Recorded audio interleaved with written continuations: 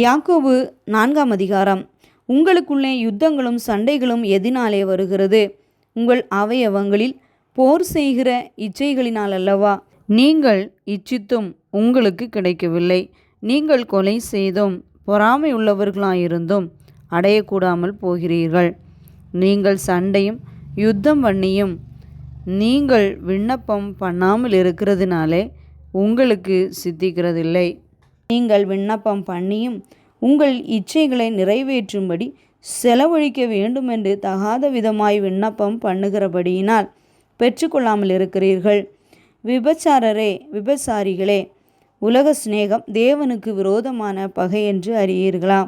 ஆகையால் உலகத்துக்கு சிநேகிதனாயிருக்க விரும்புகிறவன் தேவனுக்கு பகைஞனாயிருக்கிறான். நம்மில் வாசமாயிருக்கிற ஆவியானவர் நம்மிடத்தில் வைராக்கிய வாஞ்சியாய் இருக்கிறார் என்று வேத வாக்கியம் வீணாய் சொல்லுகிறதென்று நினைக்கிறீர்களா? அவர் அதிகமான கிருபையை அளிக்கிறாரே. ஆதலால் தேவன் பெருமை உள்ளவர்களுக்கு எதிர்த்து நிற்கிறார், தாழ்மை உள்ளவர்களுக்கோ கிருபை அளிக்கிறார் என்று சொல்லியிருக்கிறது.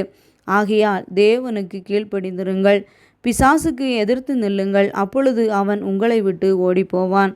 தேவனிடத்தில் சேருங்கள், அப்பொழுது அவர் உங்களிடத்தில் சேருவார். பாவிகளே, உங்கள் கைகளை சுத்திகரியுங்கள். இருமனமுள்ளவர்களே, உங்கள் இருதயங்களை பரிசுத்தமாக்குங்கள். நீங்கள் துயரப்பட்டு துக்கித்து அழுங்கள். உங்கள் நகைப்பு துக்கிப்பாகவும் உங்கள் சந்தோஷம் சஞ்சலமாகவும் மாறக்கடவுது.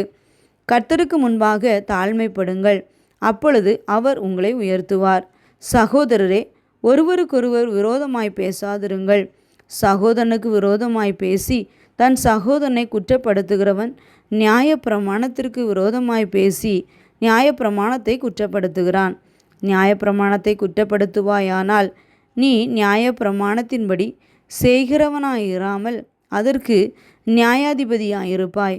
நியாயப்பிரமாணத்தை கட்டளையிடுகிறவர் ஒருவரே, அவரே இரட்சிக்கவும் அழிக்கவும் வல்லவர். மற்றவனை குற்றப்படுத்துகிறதற்கு நீ யார்?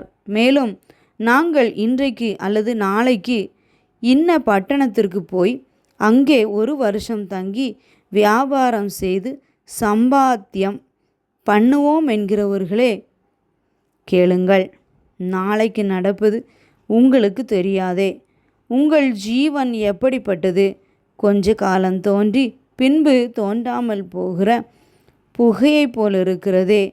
ஆதலால் ஆண்டவருக்கு சித்தமானால் நாங்களும் உயிரோடு இருந்தால் இன்னின்னதை செய்வோம் என்று சொல்ல வேண்டும். இப்பொழுது உங்கள் வீம்புகளில் மேன்மை பாராட்டுகிறீர்கள். இப்படிப்பட்ட மேன்மை பாராட்டல் யாவும் பொல்லாங்காயிருக்கிறது. ஆதலால் ஒருவன் நன்மை செய்ய அறிந்தவனாயிருந்தும் அதை செய்யாமல் போனால் அது அவனுக்கு பாவமாயிருக்கும்.